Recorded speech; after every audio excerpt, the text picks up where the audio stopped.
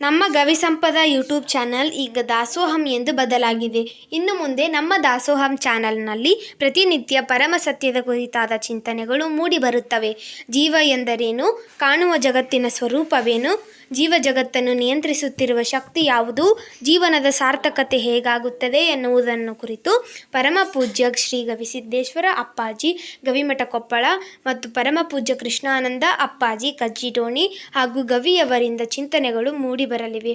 ಹಾಗಾಗಿ ತಾವೆಲ್ಲರೂ ನಮ್ಮ ದಾಸೋಹಂ ಚಾನಲ್ನನ್ನು ಸಬ್ಸ್ಕ್ರೈಬ್ ಮಾಡಿ, ಲೈಕ್ ಮಾಡಿ ಹಾಗೂ ನಿಮ್ಮ ಕುಟುಂಬ ಮತ್ತು ನಿಮ್ಮ ಸ್ನೇಹಿತರಿಗೆ ಶೇರ್ ಮಾಡಿ ಮತ್ತು ನಿಮ್ಮ ಅನಿಸಿಕೆಗಳನ್ನು ಕಮೆಂಟ್ ಮೂಲಕ ತಿಳಿಸಿ. ತಮ್ಮೆಲ್ಲರಲ್ಲಿ ಭಕ್ತಿಯ ಪ್ರಣಾಮಗಳು. ಶಿಷ್ಯನ ಪ್ರಶ್ನೆ: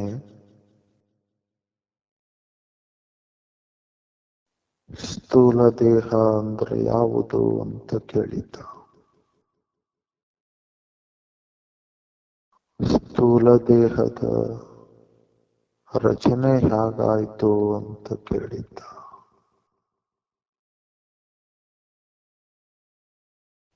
ಇಂಥ ರಚನೆಯಾದ ಸ್ಥೂಲ ದೇಹ ಯಾಕೆ ನಾನಲ್ಲ ಅಂತ ಶಿಷ್ಯನ ಪ್ರಶ್ನೆ ಇತ್ತು. ಗುರು ಶಿಷ್ಯನಿಗೆ ನಿಶ್ಚಯಿಸಬೇಕಾಗಿತ್ತು. ಏನನ್ನ ನಿಶ್ಚಯಿಸಬೇಕಾಗಿತ್ತು ಅಂದ್ರ, 3 ಶರೀರಗಳನ್ನ ನೋಡುವವನು ನೀನು ಅಂತ ಶರೀರವನ್ನ ಇದರಿಟ್ಟು ಶಿಷ್ಯನನ್ನ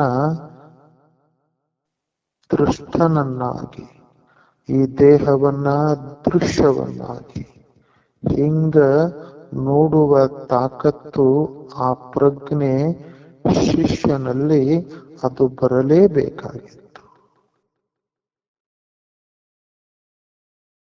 ಅದಕ್ಕೆ ಗುರು ಇಷ್ಟು ಸುಮಾರು ದಿನಗಳ ಕಾಲ, ತಿಂಗಳುಗಳ ಕಾಲ ಹಿಂಗ ಶಿಷ್ಯನಿಗೆ ಆ 25 ತತ್ವಗಳಿಂದ ಕೂಡಿದ ಈ ಶರೀರವನ್ನ, ಇದರ ರಚನಾ ಹೇಗಾಯಿತು ಮತ್ತು ಇದು ರಚನೆಗೊಳ್ಳಬೇಕಾದ್ರ ಮೂಲ ಪದಾರ್ಥಗಳು, ದ್ರವ್ಯಗಳು ಯಾವುವು, ಆ ದ್ರವ್ಯಗಳು ಹೇಗ ಒಂದರೊಳಗೊಂದು ಕೂಡಿಕೊಂಡು ಅವು ಹೀಗ 25 ತತ್ವಗಳಾದವು. ಅಂಥ 25 ತತ್ವಗಳು ಕೂಡ ಮತ್ತು ಒಂದಕ್ಕೊಂದು ಅವು ಸಂಯುಕ್ತಗೊಂಡು ಹೇಗ ಪದಾರ್ಥಗಳಾದವು. ಅಂಥ ಪದಾರ್ಥಗಳ ಒಂದು ಒಟ್ಟುಗೂಡುವಿಕೆ ಈ ದೇಹ. ಇಂಥ ದೇಹ ಹೇಗ ರಚನಾಗೊಂಡಿತು ಮತ್ತು ನೀನು ಹೇಗ ಇದನ್ನ ಅಭಿಮಾನಿಸಿದಿ ಅಂತ ವಿರಳವಾಗಿ ಗುರು ಇಲ್ಲಿ ತನ ಬಹಳ ಸುಂದರವಾಗಿ ನಮಗೆಲ್ಲ ತಿಳಿಸಿದ. ಇಂದು ಪೃಥ್ವಿಯ ತತ್ವದ ಕೊನೆಯ ಪದಾರ್ಥ, ಈ ಕೊನೆಯ ಪದಾರ್ಥದ ಹೆಸರು ಅಸ್ಥಿ. ಅಸ್ಥಿ ಪಂಜರ. ಯಾವುದು ಈ ದೇಹ ನಿಲ್ಲೋದಕ್ಕ, ಯಾವುದು ಹಿಂಗ ಈ ರೂಪ ಹಿಂಗ ನಿಲ್ಲೋದಕ್ಕ ಕಾರಣ ಆಗಿ ಆಧಾರವಾಗಿ ನಿಂತಿದೆಯಲ್ಲ, ಅದಕ್ಕೆ ಅಸ್ಥಿ ಅಂತ ಕರೀತಾರೆ. ಅಸ್ಥಿ ಅಂದ್ರ ಯಾವುದರ ಇರುವಿಕೆಯಿಂದಾಗಿ ಈ ದೇಹ ನಿಂತದಲ್ಲ, ಯಾವುದನ್ನ ಆಧರಿಸಿ ಇದು ನಿಂತದಲ್ಲ, ಅಂಥ ಆ ಆಧಾರ ಯಾವುದಿದೆಯಲ್ಲ ಅದಕ್ಕೆ ಅಸ್ಥಿ ಅಂತ ಕರೀತಾರೆ. ಅಂತಹ ಅಸ್ಥಿ ಪೃಥ್ವಿಯ ಮುಖ್ಯ ಭಾಗ. ಇನ್ನೊಂದು ಅರ್ಥದಲ್ಲಿ ಎಲುಬು. ಆ ಅಸ್ಥಿ ನಿಲ್ಲಬೇಕಲ್ಲ, ಆ ಅಸ್ಥಿ ಮ್ಯಾಗ ಈ ವೇಷ ಬೀಳದೆ ಇದ್ರ ಇದು ಅಸ್ಥಿ ಇರಲಾರದ ವೇಷ ಹ್ಯಾಗ ಅದಕ್ಕೊಂದು ರೂಪ ಬರ್ತದ, ಅದು ಹ್ಯಾಗ ನಿಲ್ಲುತ್ತದ, ಅದು ಹ್ಯಾಗ ಇವೆಲ್ಲವನ್ನ ಹೊತ್ತು ಚಲನೆಗೆ ಅದು ಒಳಪಡಲಿಕ್ಕಾಗ್ತದ? ಆಗೋದಿಲ್ಲಲ್ಲ. ಅಂಥ ಆಧಾರವಾದ ಮುಖ್ಯ ಪದಾರ್ಥ ಅದು ಅಸ್ಥಿ. ಅಂಥ ಅಸ್ಥಿ ಅದು ಪೃಥ್ವಿಯ ಮುಖ್ಯ ಭಾಗ. ಯಾಕ ಪೃಥ್ವಿಯ ಮುಖ್ಯ ಭಾಗ ಅಂದ್ರ ಪೃಥ್ವಿ ಕಠಿಣತೆ. ಈ ಪೃಥ್ವಿ ಎಲ್ಲವನ್ನ ಧರಿಸಿ ಕುಂತೈತಿ. ಇದಕ್ಕ ಧಾರುಣಿ ಅಂತ ಕರೀತಾರ, ಇದಕ್ಕ ಧರೆ ಅಂತ ಕರೀತಾರ. ಅಂತ ಪೃಥ್ವಿಯ ಮೂಲ ಗುಣ ಅಂದ್ರ ಪೃಥ್ವಿಯ ಶುದ್ಧವಾದ ಗುಣ, ಶುದ್ಧವಾದ ತತ್ವ ಅದು ಇಲ್ಲಿ ಮುಖ್ಯ ಭಾಗ ಬಂದು ಇಲ್ಲಿ ಈ ದೇಹದಲ್ಲಿ ಅಸ್ಥಿ ಅಂತ ಆತು. ಅಂತಹ ಅಸ್ಥಿಯ ಮ್ಯಾಗ ಹಿಂಗ ಮಾಂಸಗಳು, ಹಂಗ ನಾಡಿಗಳು, ನಾಡಿಗಳ ಮ್ಯಾಗ ಚರ್ಮ, ಚರ್ಮದ ಮ್ಯಾಲ ರೋಮ. ಹ್ಯಾಗ ಎಲ್ಲವೂ ಕೂಡ ಅಸ್ಥಿಯನ್ನ ಆಧರಿಸಿ ಬದುಕ್ತವ. ಅಸ್ಥಿಯೇ ಆಧಾರ. ಹಿಂಗ ಹೊಲದಲ್ಲಿ ಒಂದು ಬೆದರು ಬೊಂಬೆಯನ್ನ ಹಾಕಿದ್ರ ಆ ಬೊಂಬೆಗೆ ಒಂದು ಅಂಗಿ, ಒಂದು ಮ್ಯಾಲೆ ಮುಖ, ಎಲ್ಲವನ್ನ ಹಿಂಗ ತೊಡಿಸಿ ಒಂದು ಮನುಷ್ಯನ ರೂಪ ಮಾಡಿ ಹಾಕಿದ್ರ ಅದಕ್ಕ ಹೆಂಗ ಅದರ ಒಳಗ ಯಾವುದು ಆಧಾರ ಅಂದ್ರ ಆ ಗೊಂಬೆಯ ಒಳಗ ಆ ಕಡೆ ಈ ಕಡೆ 4 ಕಟ್ಟಿಗೆ ಏನ್ ಹಾಕಿರ್ತಾರಲ್ಲ, ಆ ಕಟ್ಟಿಗೆಯ ಆಧಾರ ಹೇಗೋ ಹಂಗ ಈ ಚರ್ಮ, ಈ ಮಾಂಸ, ಈ ನಾಡಿ, ಈ ರೋಮಗಳಿಗೆ ಯಾವುದು ಆಧಾರ, ಯಾವುದರ ಆಧಾರದಲ್ಲಿ ಈ ವೇಷ ಇಷ್ಟು ಸುಂದರವಾಗಿ ಕಾಣಕಚ್ಚೈತಿ ಅಂದ್ರ ಅದು ಅಸ್ಥಿಯ ಆಧಾರದಲ್ಲಿ.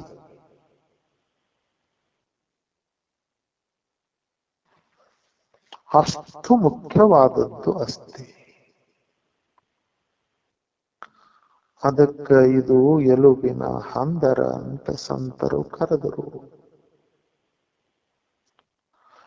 ಅದಕ್ಕ ಸಂತರು ಇದು ಮೂಳೆ ಮಾಂಸದ ತಡಿಕೆ ಅಂತ ಕರೆದರು.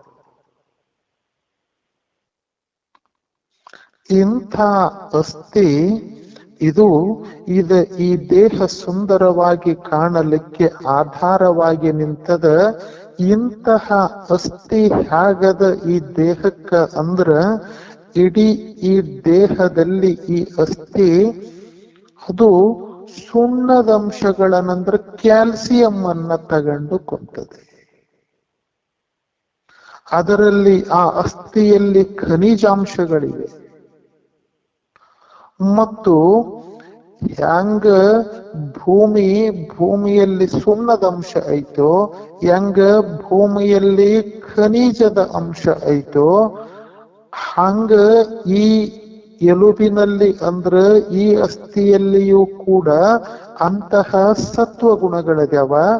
ಅಂತಹ ಸತ್ವಗುಣಗಳ ಕಾರಣಕ್ಕಾಗಿ ಈ ಅಸ್ಥಿ ಬಿಳಿ ಮತ್ತು ಕೆಂಪು ರಕ್ತದ ಕಣಗಳ ಉತ್ಪತ್ತಿಗೆ ಇದು ಸಹಕಾರಿಯಾಗಿದೆ.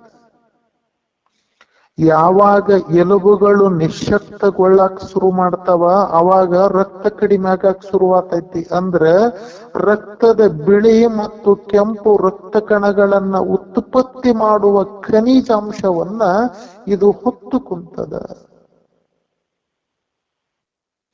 ಯಾವ ದೇಹವನ್ನ ಸುಂದರಗೊಳಿಸಲಿಕ್ಕೆ ಅಥವಾ ದೇಹವನ್ನ ಆರೋಗ್ಯಪೂರ್ಣವಾಗಿಡಲಿಕ್ಕೆ ಒಂದು ಸುಸಜ್ಜಿತವಾದ ಇಷ್ಟು ಕ್ರಮವತ್ತಾದ ವಿಜ್ಞಾನ ಹೇಗೆ ರೂಪುಗೊಂಡದೆ ನೋಡಿ.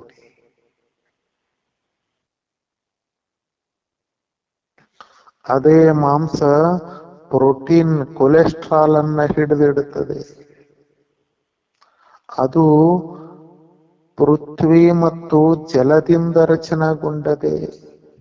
ಅಂಥ ಪೃಥ್ವಿ ಮತ್ತು ಜಲದಿಂದ ರಚನೆಗೊಂಡ ಆ ಮಾಂಸ ಕೊಲೆಸ್ಟ್ರಾಲ್ ಮತ್ತು ಪ್ರೋಟೀನ್ ಮತ್ತು ಹಿಂಗ್ ರಕ್ತವನ್ನ ಹಸಿಯಾಗಿ ಹಿಡಿದಿಡುತ್ತದೆ. ಯಾವಾಗ ಈ ದೇಹಕ್ಕೆ ಯಾವುದರ ಕೊರತೆ ಆಗತೈತಲ್ಲ, ಆವಾಗ ಆ ಮಾಂಸದಿಂದ ಅದು ಬಿಡುಗಡೆಗೊಳ್ಳುತ್ತದೆ. ಅಂದ್ರೆ ತನ್ನನ್ನ ತಾನೇ ತಿಂದು ಬದುಕ್ತದೆ. ಹಂಗ ಅಸ್ಥಿಯು ಕೂಡ ಅದು ಒಂದು ಖನಿಜಾಂಶಗಳ ಆಗರ, ಅದು ಒಂದು ಖನಿಜಾಂಶಗಳ ನಿಧಿ.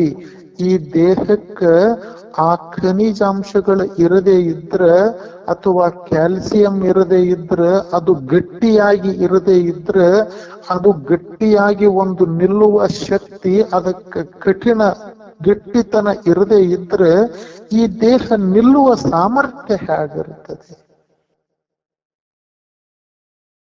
ಎಲುಬು ಅಥವಾ ಈ ಅಸ್ಥಿ ಇಲ್ಲ ಅಂತ ಸುಮ್ಮನೆ ಕಲ್ಪನಾ ಮಾಡಿ. ಹೇಗ ಅಸ್ಥಿ ಇರದೇ ಇದ್ರೆ ಇದು ಒಂದು ಮಾಂಸದ ಮುದ್ದೆ, ಇದೊಂದು ಮಾಂಸದ ಮುದ್ದೆ ಅಷ್ಟೇ. ಇದು ಎಲ್ಲವೂ ಒಂದು ಚೀಲದಲ್ಲಿ ಒಂದು ಒಂದು ಒಂದು ದುಂಡಾಗಿ, ಒಂದು ಹೇಗ ನೀರು ಮಣ್ಣು ಕಲತಾಗ ಒಂದು ಒಂದು ಉಂಡೆಯಾಗಿ ಮಾರ್ಪಡ್ತೈತಲ್ಲ, ಹಂಗ ಎಲುಬುಗಳು ಇರದೆ ಹೋದ್ರ ಇದು ಒಂದು ಮಾಂಸದ ಉಂಡೆ. ಇಂಥ ಮಾಂಸದ ಉಂಡೆಯಿಂದ ಚಲನ ಹೇಗಾಗ್ತದೆ? ಇಂಥ ಮಾಂಸದ ಉಂಡೆಯಿಂದ ಮಾತಾಡಲಿಕ್ಕೆ ಹೇಗಾಗ್ತದೆ? ಇದು ಹರಿಲಿಕ್ಕೆ ಹೆಂಗಾಗ್ತದೆ? ಇದು ನಡಿಲಿಕ್ಕೆ, ಮಾತಾಡಲಿಕ್ಕೆ ಹೆಂಗಾಗ್ತದೆ? ಇದಕ್ಕೆ ಒಟ್ಟು ಯಾವುದು ಆಧಾರ ಇರದೆ ಒಂದು ಹೀಗ ಒಂದು ಮಾಂಸದ ಮುದ್ದೆ ತರ ಬಿದ್ದು ಬಿಡುತ್ತದೆ. ಅದೇ ಎಲುಬು ಇದ್ದ ಕಾರಣಕ್ಕಾಗಿ, ಅದೇ ಅಸ್ಥಿ ಇದ್ದ ಕಾರಣಕ್ಕಾಗಿ ನೋಡಿ ಹಾಗ ಅದು ಆರೋಗ್ಯಪೂರ್ಣವಾಗಿ ನಡೆದಾಡಲಿಕ್ಕೆ, ಬರಲಿಕ್ಕೆ, ಹೋಗಲಿಕ್ಕೆ, ಓಡಲಿಕ್ಕೆ, ಸುತ್ತಾಡಲಿಕ್ಕೆ. ಏನಾದರೂ ನನಗ ಈ ಜಗತ್ತಿನ ಅಥವಾ ಹೊಸ ಹೊಸ ರೂಪಗಳನ್ನ ತೋರಿಸಿತ್ತು ಅಂದ್ರ ಅದಕ್ಕೆ ಆಧಾರವಾಗಿ ನಿಂತದ್ದು ಅಸ್ಥಿ.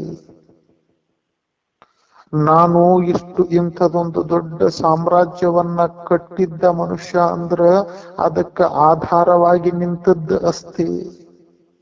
ಹೇಗ ಈಗಲೂ ಕೂಡ ಒಂದು ಬಿಲ್ಡಿಂಗ್ ಕಟ್ಟಕ್ ಹಚ್ಚಿದ್ರು ಅಂದ್ರ, ಪಿಲ್ಲರ್ ಹಾಕಕ್ ಹಚ್ಚಿದ್ರು ಅಂದ್ರ ಕೆಬ್ಬಿಣದ ರಾಡ್ಗಳನ್ನ ಹಾಕ್ತಾರ. ಯಾಕಂದ್ರ ಅದು ಆ ಮನೆ ಎಂಬ ದೇಹದ ಮಟ್ಟಿಗೆ ಅದೊಂದು ಅಸ್ಥಿ.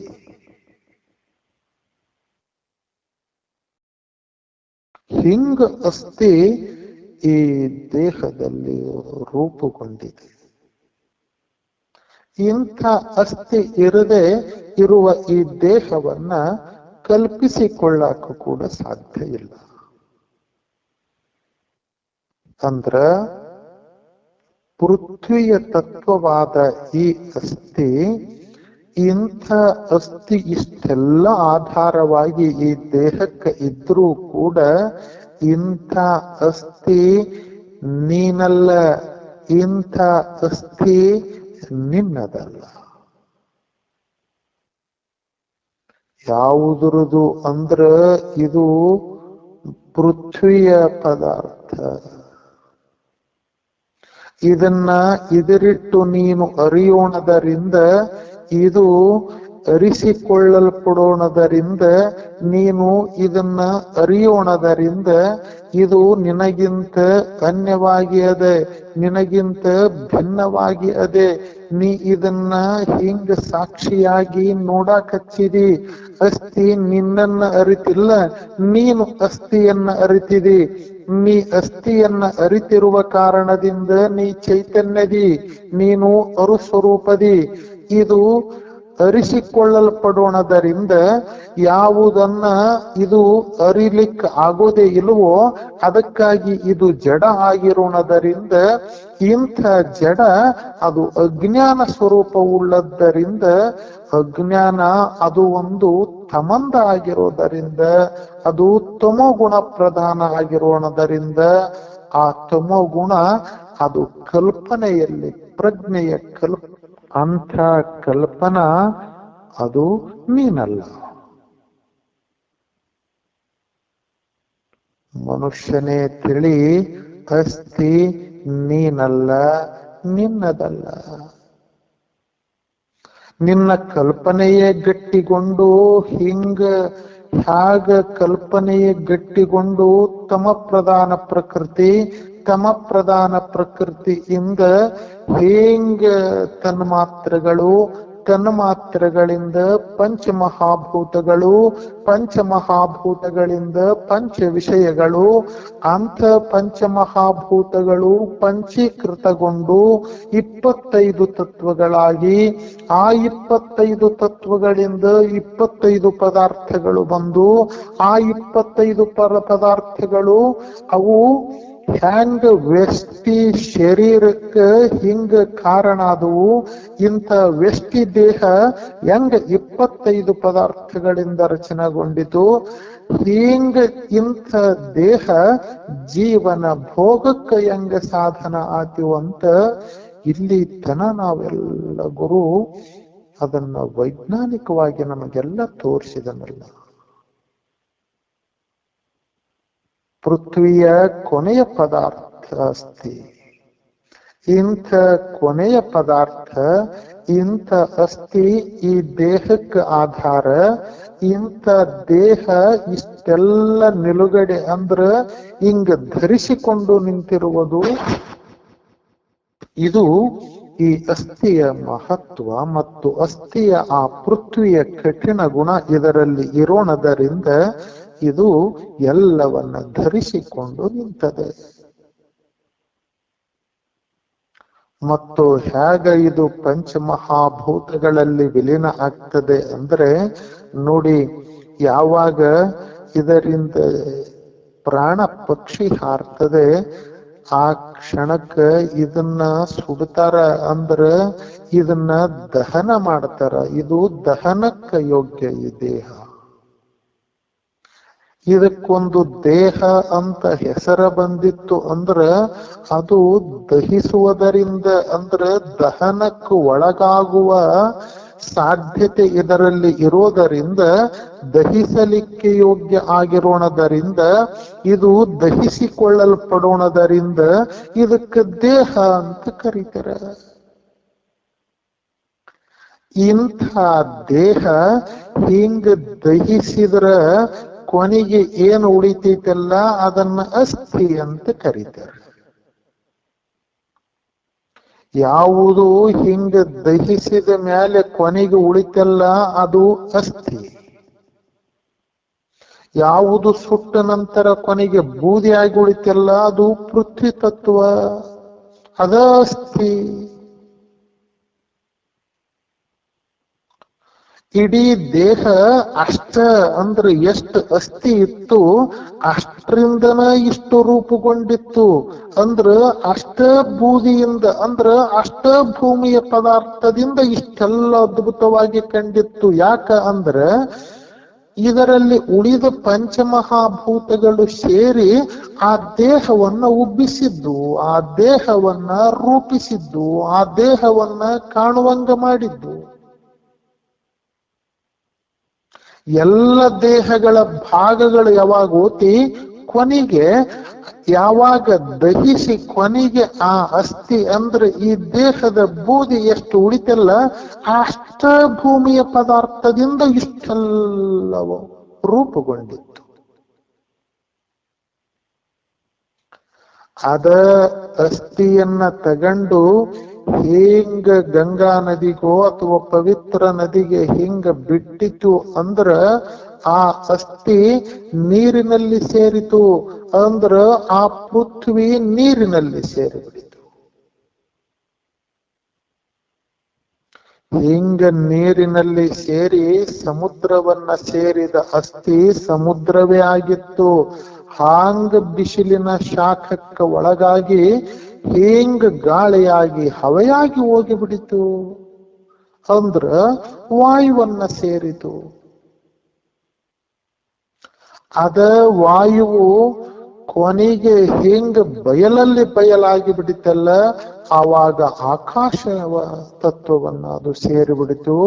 ಅಂದ್ರ ಒಂದ ಅಸ್ಥಿ ಅಂದ್ರ ಕಾಣುವಂತ ದೇಹ ಹೆಂಗ ಅದು ದಹಿಸಿಕೊಂಡು ಪೃಥ್ವಿಯಾಗಿ ಅಂದ್ರ ಅಸ್ಥಿಯಾಗಿ ನೀರಿನಲ್ಲಿ ಸೇರಿ ನೀರಾಗಿ, ಆ ನೀರು ಹೆಂಗ ಅದು ಅಗ್ನಿಯ ಶಾಖದಿಂದ ಅಗ್ನಿಯಾಗಿ ಕೊನೆಗೆ ಹವೆಯಾಗಿ ಹೋದಾಗ ಗಾಳಿಯಾಗಿ, ಆ ಗಾಳಿ ಹಿಂಗ ಬಯಲಲ್ಲಿ ಬಯಲಾಗಿ ಹೋಗೋಣದರಿಂದ ಇದು ಪುನಃ ಪಂಚಮಹಾಭೂತಗಳಲ್ಲಿಯೇ ವಿಲೀನಗೊಂಡಿತು.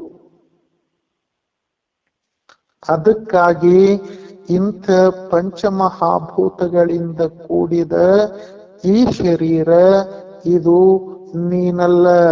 ಇದು ಪಂಚೀಕೃತ ಪಂಚಮಹಾಭೂತಗಳ 25 ತತ್ವಗಳ 25 ಪದಾರ್ಥಗಳಿಂದ ಕೂಡಿದ ಶರೀರ. ಇದು ಪಂಚಮಹಾಭೂತಗಳಿಗೆ ಸೇರಿದ್ದು, ಅದು ನೀನಲ್ಲ.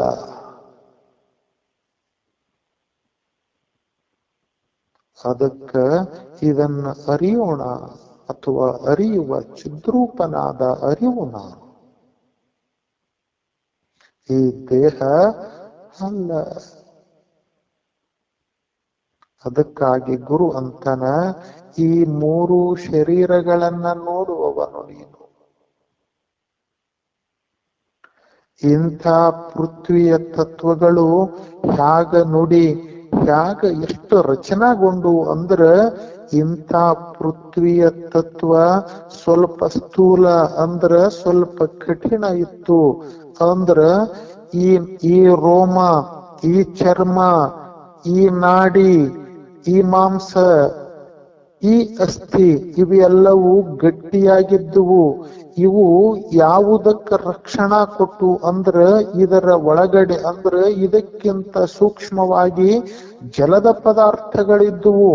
ಇವು ಏನಾದರೂ ರಕ್ಷಣೆ ಅಂದ್ರ ಇವು ರಕ್ಷಾ ಕವಚವಾಗಿ ನಿಲ್ಲದೆ ಇದ್ರ ರಕ್ತ ನಿಲ್ಲಕ್ ಜಾಗ ಹೆಂಗ, ಜೊಲ್ಲಿರಾಕ ಜಾಗ ಹೆಂಗ, ಬೆವರಿರಾಕ ಜಾಗ ಹೆಂಗ, ವೀರ್ಯ ಇರಾಕ ಜಾಗ ಎಲ್ಲಿ, ಮೂತ್ರ ಇರಾಕ ಜಾಗ ಎಲ್ಲಿ? ಇವುಗಳು ಇರಲಾರದ ದೇಹವನ್ನ ಕಲ್ಪಿಸಿಕೊಳ್ಳಲಿಕ್ಕೆ ಸಾಧ್ಯ ಏನು? ಅಂದ್ರು ಪೃಥ್ವಿಯ ಈ ತತ್ವಗಳು ಅದಕ್ಕ ಒಂದು ಕವಚ ಆಗಿ ನಿಂತುವು. ಹಿಂಗ ಕವಚ ಆಗಿ ರಕ್ಷಣಾ ಕೊಟ್ಟುವು. ಅಂದ್ರ ಅದು ಇದಕ್ಕಿಂತ ಸೂಕ್ಷ್ಮ ಇತ್ತು, ಇದು ಸ್ಥೂಲ ಇತ್ತು. ಸ್ಥೂಲ ಸೂಕ್ಷ್ಮಕ್ಕ ಹಿಂಗ ರಕ್ಷಣಾ ಕೊಟ್ಟಿತು. ಅಂದ್ರ ಪೃಥ್ವಿಯ ದೃಷ್ಟಿಯಿಂದ ಅಂದ್ರ ಈ ಪದಾರ್ಥಗಳ 5 ಪದಾರ್ಥಗಳ ದೃಷ್ಟಿಯಿಂದ, ಪೃಥ್ವಿಯ 5 ಪದಾರ್ಥಗಳ ದೃಷ್ಟಿಯಿಂದ ಜಲದ 5 ಪದಾರ್ಥಗಳು ಸೂಕ್ಷ್ಮ. ಆ ಜಲದ 5 ಪದಾರ್ಥಗಳು ಅಂದ್ರ ಆ ಮೂತ್ರ, ರಕ್ತ, ಜೊಲ್ಲು, ವೀರ್ಯ, ಬೆವರು ಇವು ಇರದೇ ಇದ್ರ ಅಂದ್ರ ಹಸಿವಿಗೆ ಜಾಗ ಎಲ್ಲಿ? ಅಂದ್ರ ಅಗ್ನಿಯ ಪದಾರ್ಥಗಳಿಗೆ ಜಾಗ ಎಲ್ಲಿ? ಬರೀ ಪೃಥ್ವಿಯಲ್ಲಿ ಹಸಿವಾಗಕ್ಕೆ ಸಾಧ್ಯ ಏನು? ಪೃಥ್ವಿಗೆ ಬರೀ ನೀರ ಇಲ್ಲ, ಈ ದೇಹದಲ್ಲಿ ರಕ್ತ ಇಲ್ಲ, ಜೊಲ್ಲ ಏನು ಮೂತ್ರ ಇಲ್ಲ, ವೀರ್ಯ ಇಲ್ಲ, ಇರಲಾರ್ದ ಬರೀ ಒಣ ಈ ದೇಹಕ್ಕೆ ಹಸಿವಾಗಕ್ಕೆ ಸಾಧ್ಯ ಏನು? ಅಂದ್ರ ಜಲದ ಈ ಪದಾರ್ಥಗಳ ಒಳಗ ಅಂತರ್ಗತವಾಗಿ ಅಂದ್ರ ಇದಕ್ಕಿಂತ ಸೂಕ್ಷ್ಮವಾಗಿ ಹಸಿವು ತೃಷಗಳದವ.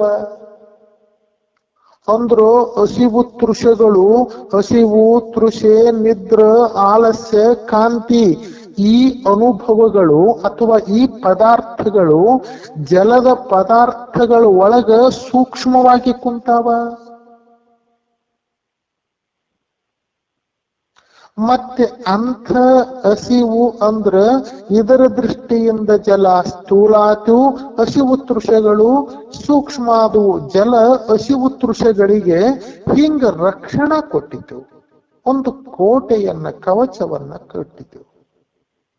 ಅಂಥ ಹಸಿವು, ತೃಷೆ, ನಿದ್ರ, ಆಲಸ್ಯ, ಕಾಂತಿಯ ಒಳಗ ಹಿಂಗ ವಾಯುವಿನ ತತ್ವಗಳಾದ ಚಲನ ವಲನ ಧಾವನ ಆಕುಂಚನ ಪ್ರಸರಣಗಳದ್ಯಾವ ಅಂದ್ರ ಅದಕ್ಕಿಂತ ಸೂಕ್ಷ್ಮವಾಗಿ ಅದ್ಯಾವ.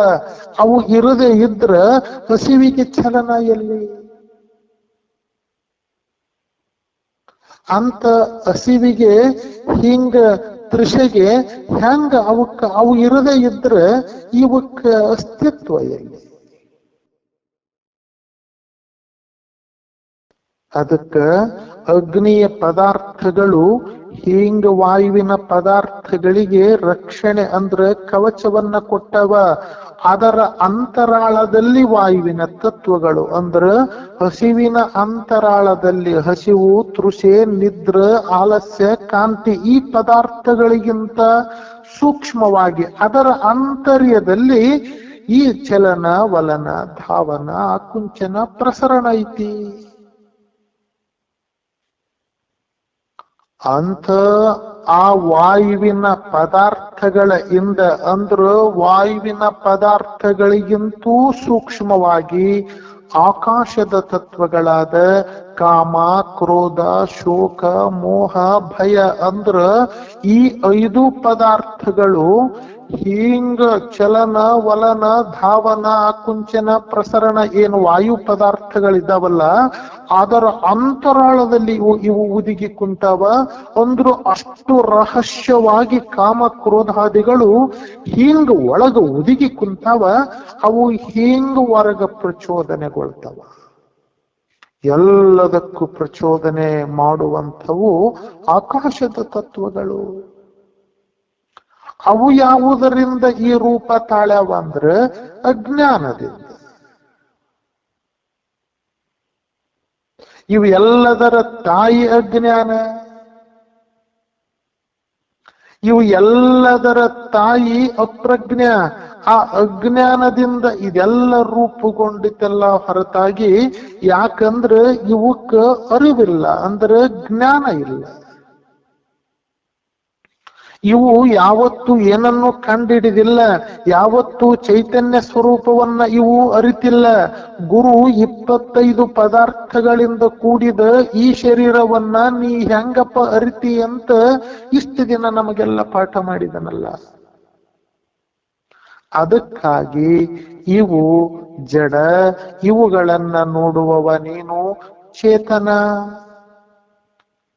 ಏನು ಇವುಗಳ ಭಾವ ಅಭಾವ, ಇವುಗಳ ಇರುವಿಕೆ ಇಲ್ಲದಿರುವಿಕೆ, ಇವು ಏನ್ ಐತಿ ಇವಕ್ಕ ಹುಟ್ಟು ಸಾವು ಇವಕ್ಕೈತೆಲ್ಲ ಹೊರತಾಗಿ ಇವುಗಳನ್ನ ನೋಡುವವನಿಗಿಲ್ಲ. ಅದಕ್ಕಾಗಿ ಇವು ಯಾವತ್ತು ಅಭಾವವಾಗಿ ಇದಾವ. ಇಂಥ ಪದಾರ್ಥಗಳನ್ನ ನೋಡುವವನು ನೀನು ಅಂತ ಗುರು ಹಿಂಗ ಪರಿಪರಿಯಾಗಿ ಶಿಷ್ಯನಿಗೆ ಅವುಗಳ ಸ್ವರೂಪವನ್ನ ಹೇಳಿದ. ಅಂದ್ರ ಇಲ್ಲಿ ತನ ಸ್ಥೂಲ ಶರೀರದ ಈ ವ್ಯವಸ್ಥೆಯನ್ನ ಶಿಷ್ಯನಿಗೆ ಹೇಳಿದ. ನೋಡು, ಯಾವುದೇ ಕಾರಣಕ್ಕೂ ಯಾವುದೇ ಪ್ರಸಂಗದಲ್ಲಿ ಇವು ನೀನಲ್ಲ. ಇವು ನಾನು ಅಥವಾ ನೀನು ಅಂತಿಂಗ ಅಭಿಮಾನ ಬಂತು ಅಂದ್ರೆ ಇವುಗಳಲ್ಲಿ ನೀನು ಬಂಧಿಯಾದಿ. ಇವು ನಿನ್ನನ್ನ ಬಂಧಿಸಿಲ್ಲ. ಇವು ನಾನು ಅನ್ನುವ ಭಾವ ನಿನ್ನನ್ನ ಬಂಧಿಸ್ತೈತಿ. ಅದಕ್ಕಾಗಿ ಹಿಂಗ ಇದರಲ್ಲಿ ನೀನು ನಿನ್ನ ಭಾವಬಂಧಿ ಆದಿ ಅಂದ್ರ ಇವುಗಳ ಸೊರಗುವಿಕೆ, ಇವುಗಳ ಹುಬ್ಬುವಿಕೆ, ಎಲ್ಲ ಸುಖ ದುಃಖಗಳು ನಿನಗ ದುಃಖ ಕೊಡಕ್ ಶುರು ಮಾಡ್ತವ. ಅವು ನಿನ್ನ ಮೇಲೆ ಆರೋಪಿತಗೊಳ್ತವ. ಅಂಥ ಆರೋಪಿತ ಆದಿ ಅಂದ್ರ ವ್ಯರ್ಥ. ಅದಕ್ಕೆ ಮನುಷ್ಯನೇ ಸ್ವಲ್ಪ ವಿಚಾರ ಮಾಡಿ ನೋಡು. ಈ ಕಾರಣಕ್ಕಾಗಿ ಈ 3 ಶರೀರಗಳು ನೀನಲ್ಲ ಅಂತ ಗುರು ಶಿಷ್ಯನಿಗೆ ಹೆಂಗ ಒಂದು ವೈಜ್ಞಾನಿಕ ದೃಷ್ಟಿಯನ್ನ ಕೊಟ್ಟು ಎಲ್ಲವನ್ನ ವಿವರಿಸಿದ. ಈ ಶರೀರಗಳನ್ನ ನೋಡುವವನು ನೀನು. ಇವತ್ತು ಸ್ಥೂಲ ಶರೀರವನ್ನ ನೋಡಿದಿ, ಮುಂದ ಸೂಕ್ಷ್ಮ ಮತ್ತು ಕಾರಣ ಶರೀರಗಳನ್ನ ನೋಡುವಂಥತದಿ. ಇಲ್ಲಿ ತನ ನೋಡಿದ್ದು ಸ್ಥೂಲ ಶರೀರ, ಇನ್ನೂ 2 ಶರೀರಗಳು ಹಂಗದ್ಯಾವ. ಇಲ್ಲಿ ತನ ನೋಡಿದ್ದು ಸ್ಥೂಲ ಶರೀರಕ್ಕ ನೀ ಹೆಂಗ ನೋಡಕಚ್ಚಿ ಅಂದ್ರ ನೀ ಹೆಂಗ ಸಾಕ್ಷಿಯಾಗಿಯಪ್ಪ ಅಂತ ಗುರು ತೋರಿಸಿದ. ಅದಕ್ಕ ಶಿಷ್ಯ ಪ್ರಶ್ನೆ ಮಾಡ್ತಾನ, ಗುರುಗಳೇ ಇಲ್ಲಿ ತನ ನನಗ ಸ್ಥೂಲ ಶರೀರ ಹ್ಯಾಗ ನನ್ನಿಂದ ಭಿನ್ನ ಐತಿ, ಅದು ನನ್ನಿಂದ ಹ್ಯಾಗ ಅನ್ನೈತಿ, ನಾ ಹೆಂಗ ಅವುಗಳನ್ನ ನೋಡ್ತೀನಿ ಅಂತ ಅನ್ನುವುದನ್ನ ನನಗೆ ತಿಳಿಸಿಕೊಟ್ಟ ಗುರುವಿಗೆ, ಅಂಥ ಗುರುವಿಗೆ ನಾನು ಧನ್ಯವಾದಗಳನ್ನ ತಿಳಿಸ್ತೇನೆ. ಆದ್ರ ಒಂದು ಪ್ರಶ್ನೆ, ಏನು ಪ್ರಶ್ನೆ ಅಂದ್ರ ಇದರಿಂದ ನನಗೆ ಏನು ನಿಶ್ಚಯ ಆಯ್ತು ಸ್ವಲ್ಪ ಹೇಳ್ರಿ. ಇದು ಶಿಷ್ಯನ ಪ್ರಶ್ನೆ. ಇಷ್ಟೆಲ್ಲ ನನಗೆ ಹೇಳಿದ್ರಲ್ಲ, ಇದರಿಂದ ನನಗೆ ಏನು ಲಾಭ ಆಯ್ತು? ಈ ಸ್ಥೂಲ ಶರೀರ ನೀನಲ್ಲ, ಈ 25 ಪದಾರ್ಥಗಳು ನೀನಲ್ಲ ಅಂತ ನೀವು ನನಗೆ ಹೇಳಿದ್ರಲ್ಲ, ಇದರಿಂದ ನನಗೆ ಆದ ಲಾಭ ಏನು? ನನಗೇನು ಉಪಯೋಗ ಆಯ್ತು ಅಂತ ಶಿಷ್ಯ ಗುರುವನ್ನ ಪ್ರಶ್ನೆ ಮಾಡ್ತಾನ. ಗುರು ಉತ್ತರ ಹೇಳ್ತಾನ. ಮುಂದ ಎಲ್ರಿಗೂ ನಮಸ್ಕಾರ.